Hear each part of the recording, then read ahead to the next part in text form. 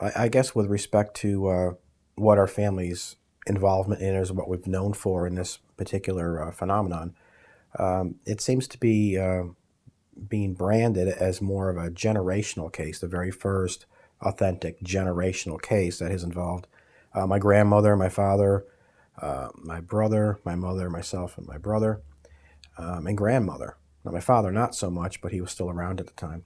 So it's considered a generational encounter case, and it was classified as a CE4 way back when. And it has a lot of roots and a lot of history to it. Okay, how this all started, we owned an 80-acre horse farm in Sheffield, Massachusetts, and it bordered a town called Great Barrington, which was really kind of an upscale town with a large castle in it. And in some respects, it was like a little bit of the Hamptons of Massachusetts. And Sheffield, on the other hand, where we lived, was a very rural area, but only moments or minutes outside Great Barrington. Well, when we bought this property, it came with a nice house and a stable, and we built another stable and ended up buying more property across the road. So we had a lot of acreage on one of the higher points for 1,700 miles of road. Sheffield is almost 3,000 feet high. And around it, you had a lot of military manufacturing companies like Pratt& Whitney and Command Aerospace and GE and Electric Boat. And so there was a lot of military manufacturing companies within 40 miles away from us. And Sheffield, again, was only 100 miles or so outside New York City. But it was just this rural little town, and our farm was on the top of this hill. And it was said that there were Minutemen missile sites and a lot of government in and out of that area. Now, in 1966, at our first encounter that we ever had, wasn't far from my mother's restaurant. We owned a restaurant in town called the Village Green. And my brother and I remember being in our room, and my brother had the top bunk. We shared bunk beds, and I had the bottom, obviously. And the bottom of our bed kind of faced out towards a window. And that particular night was the first time we ever experienced anything. So for us, it was very traumatic as children because our bodies weren't accustomed to understanding what it was feeling. We had no idea that we were going to be involved in something as difficult as it was. And so that particular night, we had actually seen what looked like an orb in the room. And it would have been the right corner of the room, and it would have kind of faded in and gone out and moved along the back wall until it came to the L in the room or coming back the other way. And once it hit that corner, then it moved all the way across opposite our bunk beds. And at that point, we had kind of stopped next to a door, and we kept looking at the door thinking something in the room was watching us. Was it the orb? And we didn't know what an orb was back then, but is it something in the room? We felt like we were being watched. It was very creepy. And then this change in pressure came, like we were lighter, like as if you're in the middle of a hurricane, if that makes sense, or you're lighter. And then to give you a better perspective, if you go out at night with a full moon, you can kind of stay out later. There's more of an energy. And if you were to take 3 moons and you had that liveliness, that lighter feeling, and yet this tingling on your body, that's what it was like for us in 1966. And then all of a sudden, it was just like bang! We were no longer in the room, but in a hallway, and we were kind of sandwiched between what looked like two entities, like ghosts almost. One was in front of me, one was behind my brother, and we were kind of sandwiched between these entities, and we're very relaxed, very calm, going with the flow, understanding enough that when I walked by the staircase, I actually wondered why we were not going down the stairs. I kept wondering why we kept going straight. So I had that conscious state of mind to question that, but I didn't do anything about it. And so moments later, it was like the floor changed, the ground changed beneath our feet, and bang, we're at the corner of our property. And I know how it sounds, but that's what happened. And we walked through, or I believe we walked through, a tree line, and there was a large rock on the left-hand side. And we went a little bit further, and there was a wishbone type of tree to the right. And we had stopped and looked at this thing, and it looked like a big pile of dirt. And then we kind of referenced it as a turtle shell, because even that seemed to look alive, like there was markings in it. And when you reference things as a child, you kind of get a feel for, what you expect from it, I guess. So the reason I referenced it as a turtle shell was because it really looked like it could have been moving, like a turtle shell has marks in it in the shell, and this had marks on the top of the shell as well. That night, my brother and I, we got involved in something that somehow we got inside of this thing. I'm not really sure how that happened, and I remember the hallways. I remember, walking around him, and I remember going up a hall that's shaped like a question mark, and it stopped at this darker room. And then we were stopped at the entrance to this very dark room. And it was like I was handed off, like everything worked on zones, as if certain areas were zoned for certain people or certain groups or certain entities to handle that particular area. Whenever I was moved anywhere, I was like handed off. And anytime I was escorted, I was let go in someone else's custody, if you will. How I feel this was broken up into stages. It seemed to be very one person's or one entity's area to make sure that certain areas worked and ran properly. And then when I was to be brought somewhere else, they would leave me in the presence of this person. They would go back. Okay, so for this and for what little we really saw, except this willow tree image, which was shown to me, which had like a huge, it went from 9 o'clock to 3 o'clock. This thing was just a massive display, just like an LCD TV would be, or a plasma television set. And it went from, seriously, it must have gone 15 feet around. I mean, it was huge, and about 10, maybe 10 to 12 feet high. And so I'm looking at this thing. We had a black and white television at the time, and this willow tree's like green and gold, and wind's coming through it, and it's whipping around, and it's got this beautiful body of water off to the right of it. And it took my mind off my brother, which I don't know if that was the reason for it or not, but he was no longer there. And so that really was it for 1966. It seemed to be more of a indoctrination of some sort. Like, just get us there. I don't remember any testing being done. I don't remember anything like that. And then a year later, just about a year exactly, it was September again, we were in our room again. And we were talking. We were in conversation. And my mother came in to shut the window because she said, well, I think it's going to, we're going to get a bad storm. So she wanted to shut the windows, but she said, I see lightning, but I don't hear any thunder, so I think it will pass. And she came in and shut the window anyway. And so, again, my brother and I were experiencing this vibe, this mild electrical type of current, a magnetic ELF is what I believe it was. And you start to feel, your mind starts to feel differently. You start to become placid, and then all of a sudden something's funny, and then your mind starts playing emotional, unbalanced tricks on you.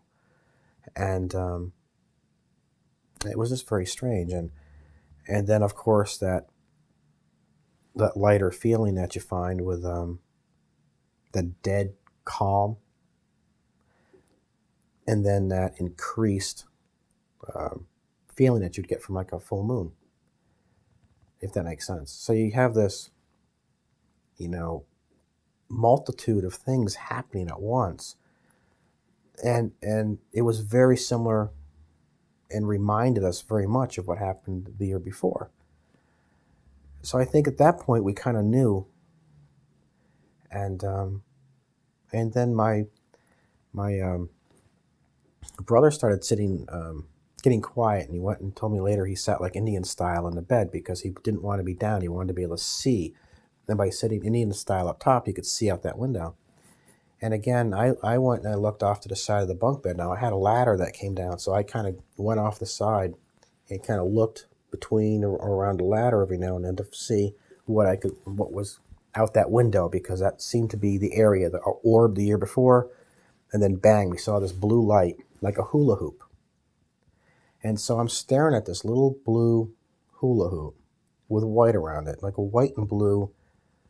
And there was nothing behind our home at that point. There were no homes, there were no cars. It was just some woods and a big open alfalfa field. And I'm staring at this thing and I'm trying to see what it is. And it's like going to move, what is it? And then all of a sudden it like fired into the room. My brother says it just lit up the whole room. I felt like I got hit with a blast of whitewash from an ocean wave that just turned on me. And it hit my chest, and I went from laying down to standing up to feeling inverted and inverting 100 degree, bang, my head's on the floor. My feet are up in the air. And at the same time, it felt like I got wrapped in white packet. Like if you had those big white air packets that you box things into mail. They're about this big or so. And if they were white. So I felt like I was completely encompassed, surrounded tightly around these white packets. So I got hit, inverted, wrapped, and then I was gone. And I was no longer in the room. It was weird. And so my brother, he's yelling, Thom, Thom's gone. He runs down the stairs, goes to wake my mother up, and my grandmother nor my mother would respond. So he got between the wall and the bed and started kicking my mother to wake her up.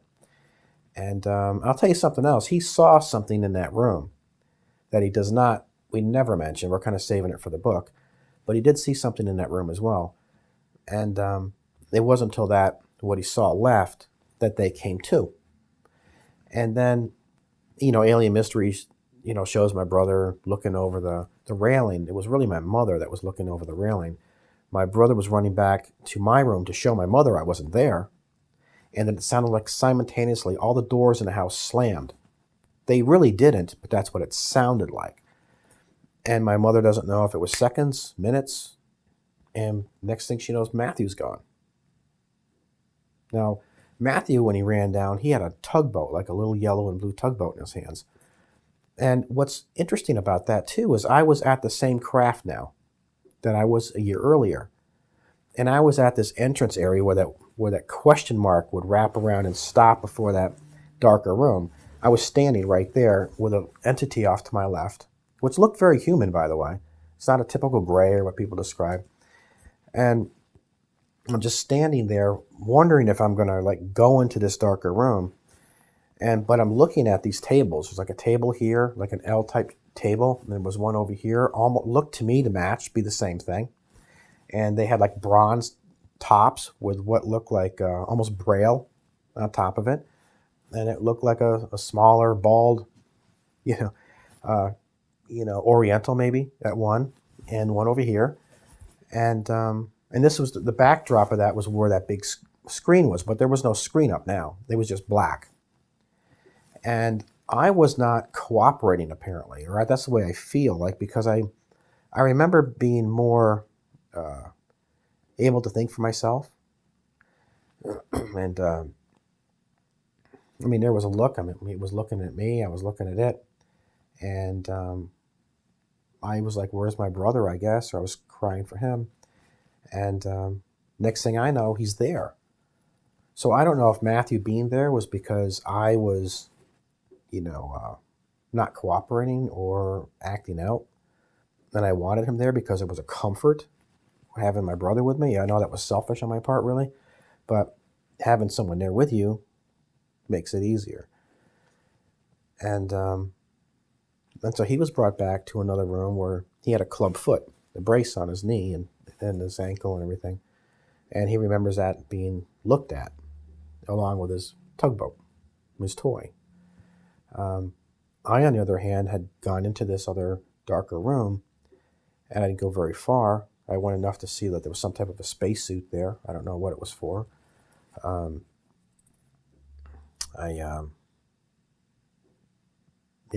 got a look at something that was up front. It looked like almost like a box that was towards the front, and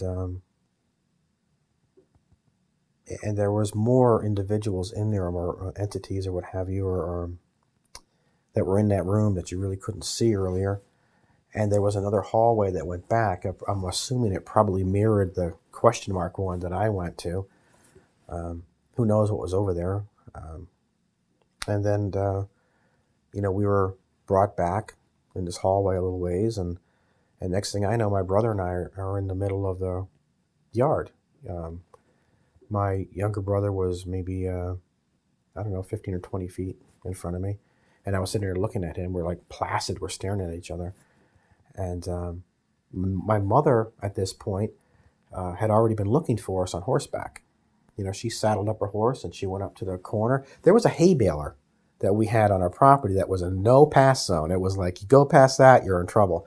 Because if we fell off our horse or we ran or played and got hurt, no one could see it from the house. It was too far up, And at this point, the alfalfa grew pretty high. So if we tripped, hurt, hit our head, no one would ever know where we were. So we couldn't go past that hay baler. But my mother did. She went way up top of the Appalachian Trail, looking all around for us. And she saw what looked like my brother, actually spotted him first, in the driveway. And we had floodlights because we had a horse farm. So we had floods on the sides of the house. We had a telephone pole on our property. We had floodlights and a phone on it. And so all the floods went on. My grandmother, I guess maybe she yelled or something. I wouldn't have heard her anyway if she did. I don't know how my mom actually really knew, but she ran back down on the horse, got off the horse, picked up my younger brother, scooped me up, brought us into the house, gave us orange juice, wiped us down with towels, put us in the living room, put on a fire. And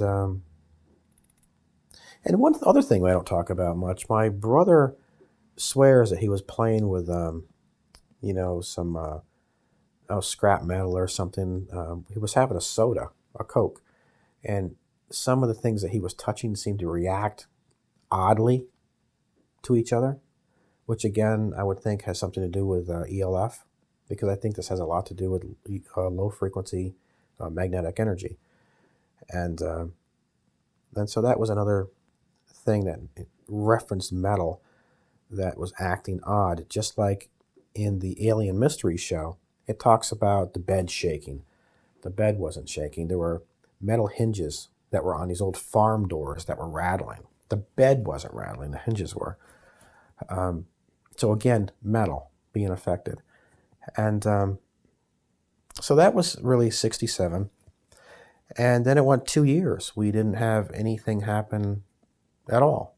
We were talking about this now at the restaurant, which was a big mistake, because that, when you have a single mother who's 29 years old talking about, people in her house, and UFOs and that sort of thing, became kind of a joke at the restaurant. She was getting a pretty hard time about it. There were all these guys that would block the front entrance so they couldn't come in and order. The kids used to come over. The restaurant was right across the street from Sheffield Center School, so it became like a hub for kids to get their quarter shakes, and it really wasn't on a road. It was inside a green. So if you came over for the shakes, you could park your bike, sit outside, have them, walk around the green, and ride your bikes around the safety of where the restaurant is. It was like off the road where you had this park, kind of like, it was very much like Newport, And so it was a great place for everyone to ride their bikes until their parents got off work. Well, that kind of came to an end. It was like, let's go, guys, let's go. And there was always that, my mother would say, there was that abrupt table of four. So there were these four that used to come in, order all this food, get obnoxious. And that made it rough. So my mother stopped working there. My grandmother took it over. And my grandmother was from Hollis, Queens. So she was a little pissier. So, she could kind of deal with it a little bit better. And then my mother started dating Howard, who was also from Patchogue, Long Island. So he was a New Yorker who kind of put people in their place a little bit. Not to be rude, but enough already. You want to eat or you don't want to eat. You want it to go? We make it to go, So he made some changes, and but it was tough. And at this point, we were making money at the races. My mother raised horses. And so September was a big month for us, and the town fed off the horse races. Sheffield made a lot of money off the horse racing because a lot of the horse racing came from the breeders there. And so it was important that everyone got along. So in 69 now, we're going to jump up to 69. A lot of that got better because what happened in 69 was witnessed by so many people and seen by just so many others, and in town, out of town. Calls came into radio stations. Police officers knew about it. It was given a Heineck classification. Again, it happened on Labor Day, and because of Labor Day, and I was riding in a horse show that day, a 4-H club. I was riding a horse called Big Gray, by the way. Isn't that ironic? So I've always asked myself, of all horses, but so it wasn't even our horse. And the saddle came loose, and I was riding with a lot of girls and friends I knew from school, so I was kind of embarrassed about it because I got this lousy ribbon. And so my mother said, well, let's go. I'll take you out to eat. So she took me to the Meadows Restaurant, which is in Great Barrington, Sheffield line. And we stopped, got some fireballs, had something to eat. And then my mom was like, well, we need to check on the village on the green because we need to make the night drop. So she wanted to count the receipts, double check the night drop, put the money in the bank, make sure it was locked up, everything was turned off, because normally we locked it up, not the cook. And before we left, I guess my grandmother had gone into a store called Silks and talked to the clerk, and because that store was next to the bank, and they smoked Tarringtons back then, so it was like a stop for them. And we were heading home, and we got to the Sheffield Bridge, which was a shortcut over to Boardman Street, and my grandmother had turned around to remind me that I shouldn't give my brother a fireball because he could choke on it. And my mother was driving. We were probably doing about 35. We weren't going very fast. And my grandmother looked out the back window and saw what looked like a big bank of lights in the woods. So we're all looking at this thing. And today, or what she had referenced at that, as that looking at before, was more like a flying strip mall of some kind, She thought it was that big. But my mother thought, well, maybe because we were moving, we looked back, it looked like it was that big. So we're not really sure how big this thing was. But at the same time, now the car comes to a roll off to the right side of the road. And again, my mother doesn't know if she stopped it, but the car did come to a stop off the right side of the road. And then it was completely quiet. It was just a dead calm again, that same friggin' feeling. And then he just knew. And then there was this bang, eruption of crickets. When we came off, it was so quiet when we came off that road that you could hear the stones tapping underneath the gas tank. It was just like bing, boom, boom, ding, ding, ding. Like driving over, eggshells. That's how dead quiet it was. And then bang, katydids, crickets, loud as you've ever heard in your life. It was like 90 degrees that night. It was a hot night. And then I'm in this holding room that looked like an airplane hangar. And if it was to give you an example, I guess, a football field, I'd be at the 5-yard line. But there were metal trays off to my right that reminded me of the trays that you'd find in a school back then where they wanted to put projectors or something on it, and where they wanted to use it, for like a media table or something. It always reminded me of that. And yet out and about was nothing but open black space with a little bit of light coming in so I could kind of get a feel for it. I don't know where it was coming from, but it was open and empty. I mean, there was nothing in there. Nothing. And then this light opened, or I saw this light. It was a door, but I saw the light first. And I walked to it, and I was sternly grabbed on my left arm, and I was kind of forced out the door to the right. And these were sharp lefts and rights with very high, thin walls, higher than what's in here, into this room that had like a table type of thing that I sat on. I wasn't laying on anything. I sat on it. And I was 9, so it couldn't have been very tall. And the room that I was in bowed inward, as if it was like a big coffee can bowing inward. And on each side of this pocket where it bowed in, there was what I believe an opening on the left, and there was definitely an opening on the right.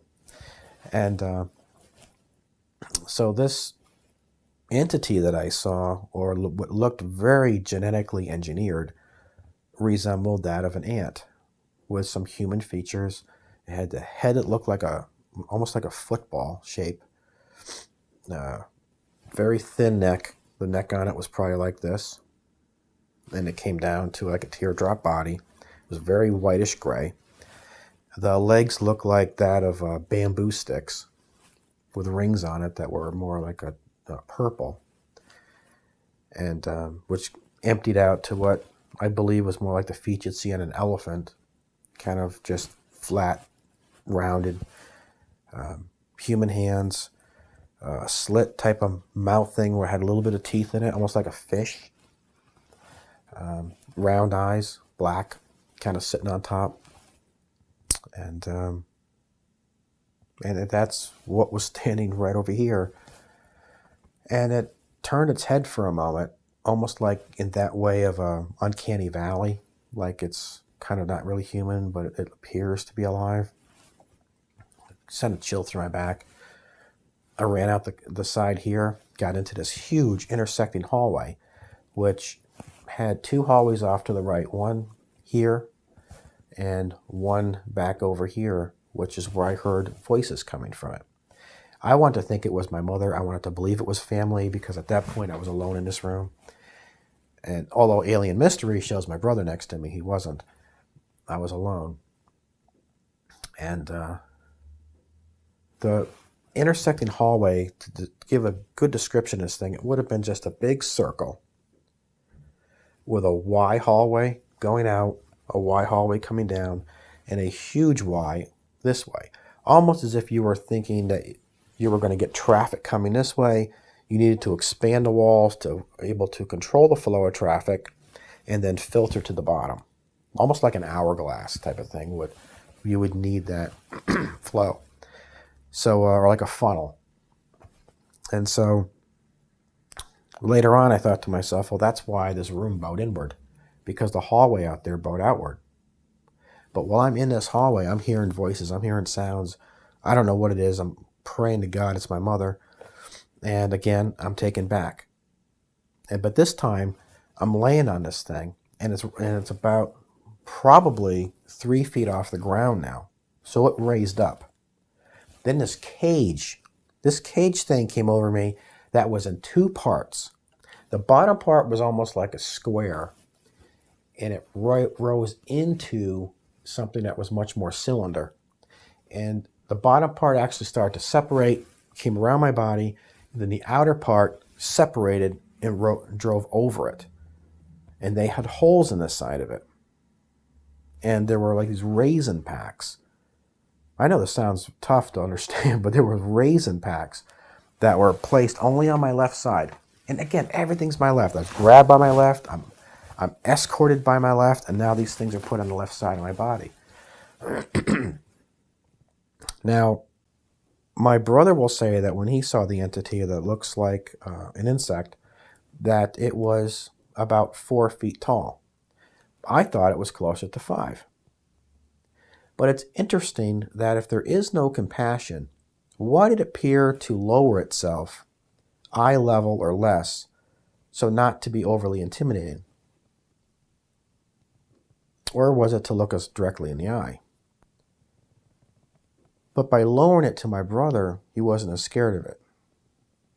So that was kind of an interesting thing.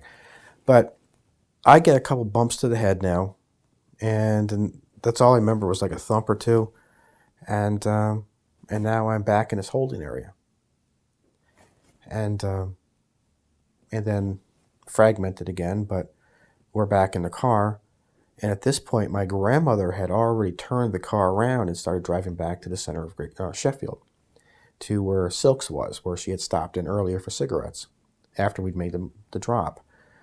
And so when I came to, she had gotten out, slammed the door, and that's probably what woke me, because she was only a few feet in front of the car at this time. I get out of the car and I start following her. Nana, Nana, where are you going, that kind of thing.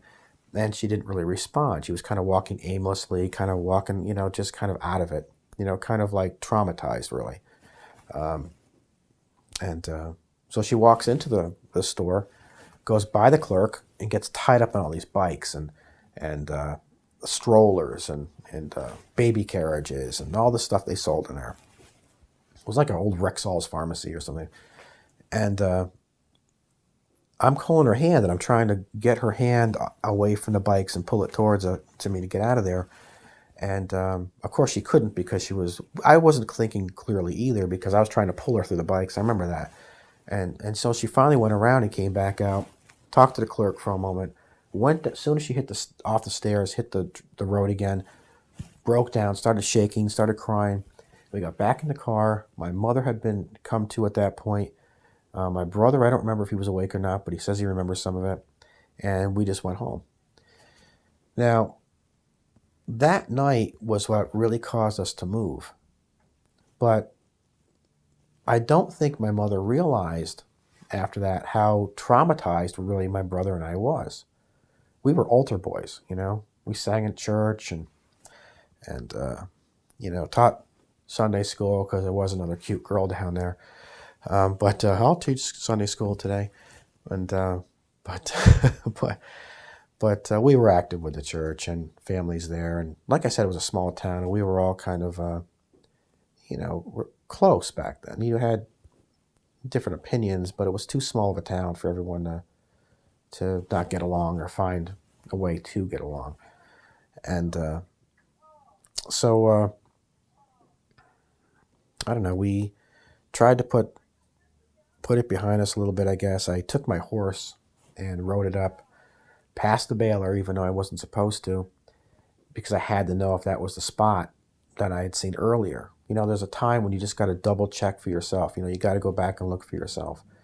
And sure enough, there was the rock that I had never seen before, because I was never allowed to go past the baler. The wishbone tree that was either broken or what have you, and there was the spot where it was. And I remember I had to lower my head underneath my horse's mane to get through that brush. And there it was. And it was like being punched in the stomach. It was just like taking a shot to the gut, because there was no way any of this, it was true. There's a rock I never saw before. There's where it was. There's the wishbone tree, So we had never ever been there willingly before. And on top of that, we had seen that willow tree image in '66. Now, my mother had never told us that she had seen that before. And she goes out and buys a willow tree and has it planted at her horse's pond, watering hole, and then changes our room so we overlook the willow tree at the front of the house. Like, unconsciously, she did this. So, for whatever reason, that willow tree was what was really symbolic to me. That's what hurt. That's what dug me. That's what, because it was so big and vivid. There's no way. It was just so. Every time I saw willow tree after that, it just bothered me. So I'm sitting in bed, and my mother tucked us in and went downstairs like she normally did, did dishes at night. And this room was right over the kitchen. And she would listen for us to settle down and come back up to give us a kiss goodnight again, because she was single. She made the rounds twice. And so she came in that night, and I was sleeping with a fork now, because it was the only thing I thought I had protection. And so she came over to give me a kiss goodnight. I lunged right up, and I caught her right almost in the eye with the fork. And I think at that point, and then the fights in school, really kind of was the end all for Sheffield.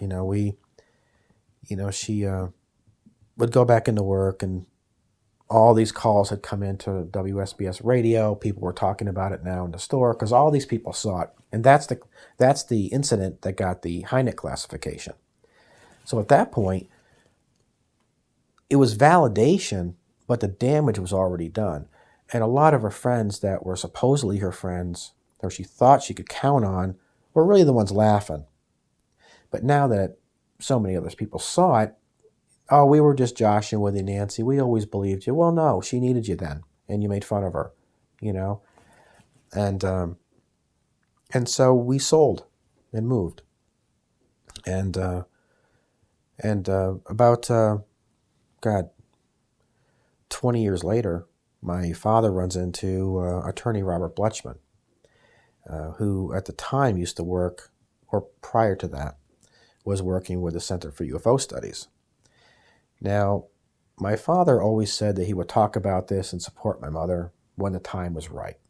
But by then, he had already gone to law school, been elected, ran the Democratic ticket. He was backed by Senator Dodd and Governor O'Neill, and did 2 terms in local office, and had a bench in the city green and a proclamation in his honor.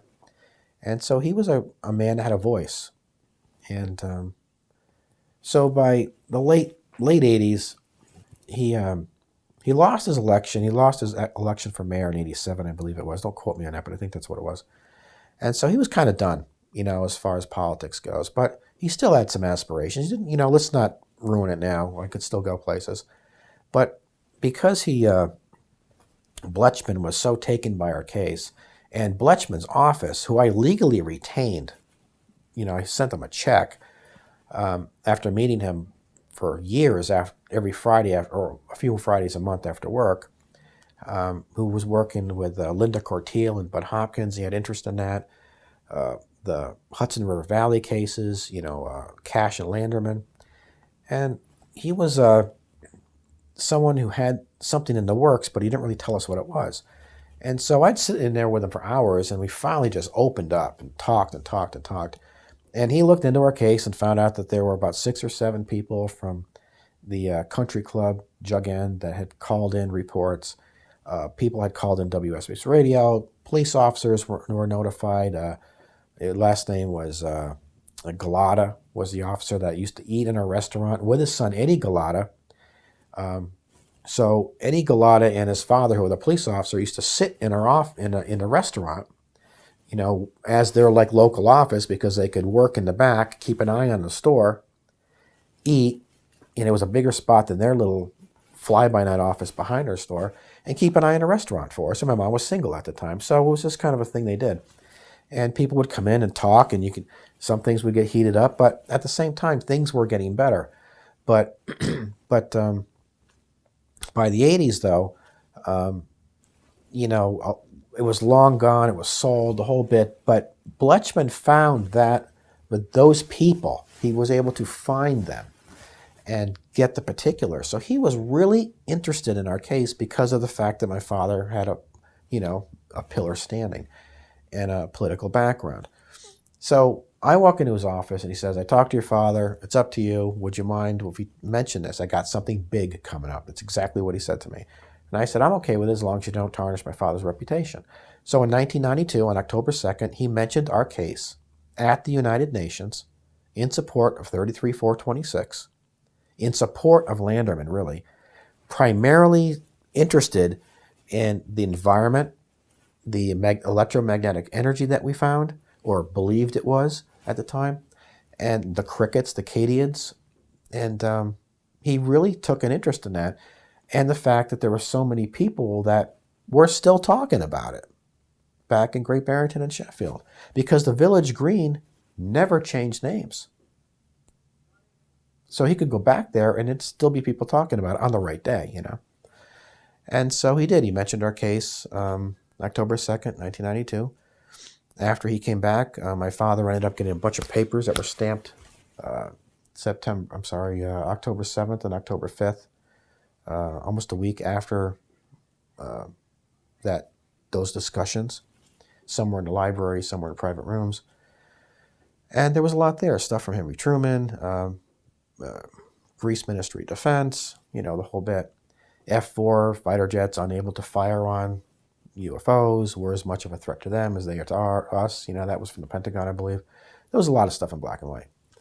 And so we kind of thought that was the end of it. And my father had some papers to support what he thought, and it was over. But then my father goes to write about this 14 years later and basically drops dead.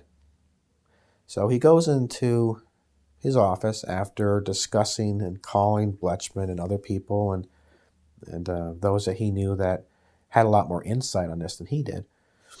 And they were collaborating, and his head hit the desk, I understand, and they rushed him to Yale, New Haven, and because he was a political person, he was given the best doctors, the best antibiotics, and bang, you know, antibiotic shots in the legs, and suddenly his temperature spikes when it should have gone down. And so they thought, okay, maybe we gave him the wrong antibiotic, so let's give him this. And it shot up even higher. So my father was burning up at this point, and he was having problems swallowing. They had tubes down his throat, the whole bit, and then boom, just went into cardiac shock and died. The reason he really died was because he was somehow, he had a fungus in his blood. So when you give someone a lot of antibiotics, it kills the good bacteria, which is the only bacteria left that can fight a fungus. So the fungus was so much stronger than what he needed, the bacteria to fight it. It killed the good with the bad, and he died on the exact same day. So if you were to kill somebody or have somebody killed, you want them to die that day, you mask it as something that looks like an infection, a high infection, you burn it up. You go to the doctor, they give you antibiotics, and it kills you. Now, the mayor of Bridgeport had gotten reports that someone was in his office.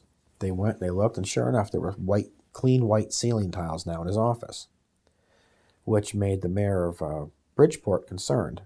So he called in the CDC, and that was in the New York Times. The CDC came in and ripped out the air conditioning unit, and sure enough, they found some glass in there, so they assumed, or pretty much figured at that point, that something had been broken in there that shouldn't have been in there. And so now they get tested, it gets tested, there's a virus in there, and that building has been shut down to this day. That building has never reopened. It's closed, it's condemned. Not directly by the CDC, but the subcontracting company that worked for the CDC to evaluate if it was safe to be in that building anymore.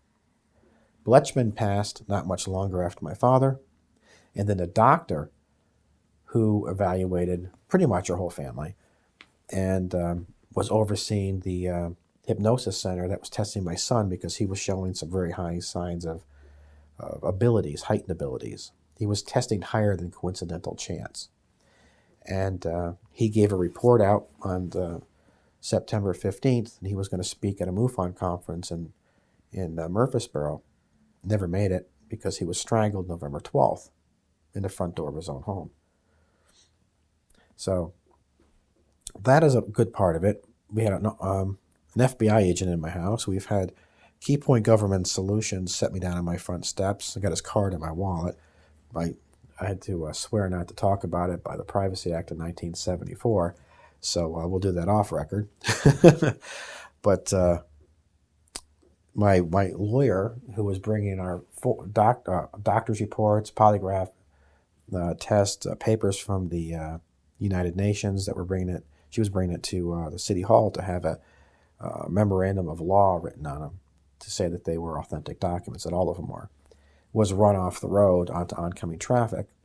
She runs back down to the DA's office. Her husband was actually the attorney. She was a paralegal, and made some calls. Go see so and so. He's waiting for you.